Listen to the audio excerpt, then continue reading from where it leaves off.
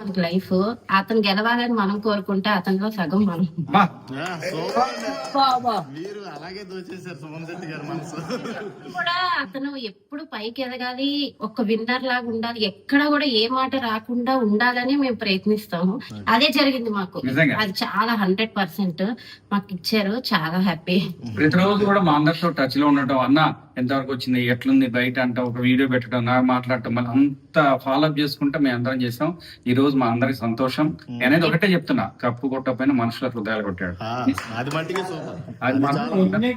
Post పెడితే అందరూ అసలు ఇప్పటికి కూడా అవునా అంటాను కొంతమంది. తెలియని విషయం ఒకటి, సుమన్ శెట్టి గారు అక్కడ వెళ్ళిన తర్వాత తెలిసింది 300 సినిమాలు చేశారు మీరు. అంటే బ్రహ్మానందం గారి తర్వాత మీరే. ఇంకోటి ఏంటంటే మీరు మాట అన్నారు కదా, మళ్ళీ అతి చిన్న వయసులో ఇన్ని సినిమాలు చేయటం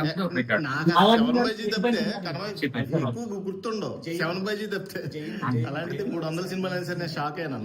తెలియదు మీకు ఎట్లా తెలుసా, నేను ఒక సినిమా తీసినప్పుడు హాఫ్ డే ఒక సినిమా, ఇంకా హాఫ్ డే ఒక సినిమా, హాఫ్ డే ఆ సినిమా డేట్ లో. అప్పుడు సుమన్ అడ్జస్ట్మెంట్ చేయడానికి చాలా అప్పుడు ఫ్రెండ్స్ క్యారెక్టర్ కదా, ఒక హాఫ్ డే ఇచ్చేసేవాడు. ఇక్కడ సుమన్ వేరే సినిమాకి వెళ్ళిపోయాడు. అక్కడికి అది లేట్ అంటే ఫోన్ చేసేసి, బాబాయ్ వేరే సినిమాకి వచ్చిన తర్వాత మా జనకులు ఆ సినిమా చేసుకుని మళ్ళీ ఇటు వచ్చి మేము ఇక్కడే ఉండేవాళ్ళం.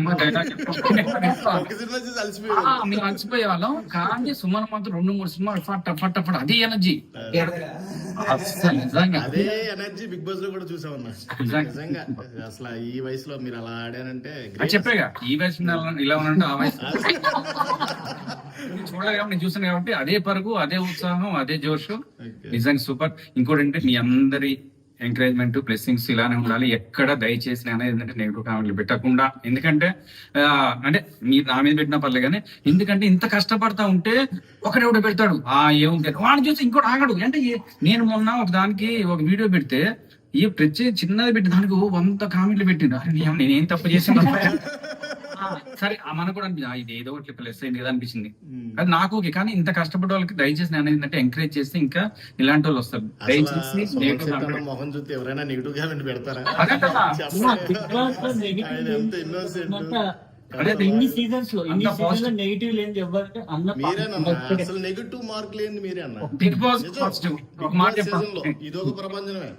ఇన్ని సంవత్సరాల్లో నిజంగా ఇన్ని సీజన్స్ లో ఎవరికి లేదన్న అట్లా మీకున్నంతగా ఫస్ట్ టైం నో నెగిటివ్స్. ఇంకోటి తెలుసా, మా ఫ్రెండ్స్ చాలా మంది వెళ్ళింది కదా, ఎవరికి పోస్ట్ కూడా పెట్టలేదు. సుమారు పోతున్నాయి మాకు ఎప్పుడైనా పెట్టినావు ఆరా అంటారు. అట్లా కాదు, అట్లా చెప్పాక నువ్వు చెప్పాకు.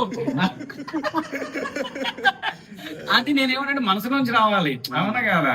నిజంగా ఏదైనా సరే ఇట్లా మాట్లాడుకుంటే 2 రోజులు అవుతుంది. నిజంగా థ్యాంక్ యూ. మీ అందరి బ్లెస్సింగ్స్ మా సుమన్ మీద, మా ఫ్యామిలీస్ మీద చాలా సపోర్ట్ చేశారు. అతను కూడా అందరూ సపోర్ట్ చేశారు. 100% ఇక్కడ వరకు వచ్చారంటే చాలా గ్రేట్. ఎవరు అడగకుండా వచ్చిందంటే అన్న మంచితనం చూసి అందరూ వచ్చింది కూడా. ఎవరు అడగకుండా వాళ్ళ నాన్నగారు అయితే అదే కోరుకునేవారు. ఎవరి దగ్గర ఒక చెడ్డ పేరు రాకూడదు అనుకునేవారు. అలాగే తెప్పించారు, అలాగే ఉన్నారు కూడా ఇతనికి ఎప్పటికీ. నిజంగా ఒక్క మాట కూడా ఎప్పుడు నోరు జారలే. చూసినా గమనించలేదు, ఎప్పుడు ఒక్కళ్ళతో ఏమన్నా కూడా అట్లా యాక్చువల్లీ అన్న ఇది కూడా అడగాలి నిన్ను.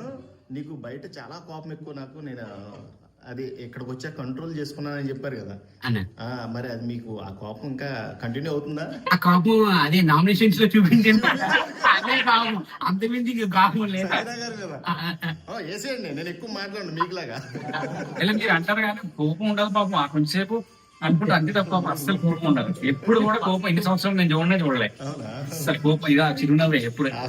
కోపం సెట్ అవుదన్నా, చిరునవ్వే సెట్ అవుతుంది. కోపం వచ్చినా వస్తుంది, ఎవరికైనా వస్తుంది. కానీ అది నవ్వుతూ తీసుకుంటారా కంఫర్ట్. కోపం రాని వ్యక్తి అంటే ఎవరు ఉండలే కానీ థ్యాంక్ యూ.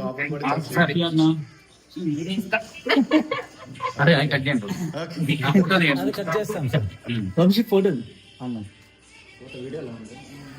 2 ఫోటోలు తీయండి. అన్నకి థ్యాంక్ యూ. అందరి మనసులు గెలిచిన సుమన్ అన్న ప్రభంజనం అంతే. ఇప్పుడు కట్ చేయాలి. ఇప్పుడు కట్ చేసి ఇప్పుడు ఫోటో నీళ్ళు పెట్టి ఇన్స్టా ఇది కూడా ఆగొద్దు అసలు. అందరు పంపించండి. ఇలాంటి గెలుపులు ఇది అంతం కాదు, ఇది ఆరంభం మాత్రమే అని ఎలా చూడండి.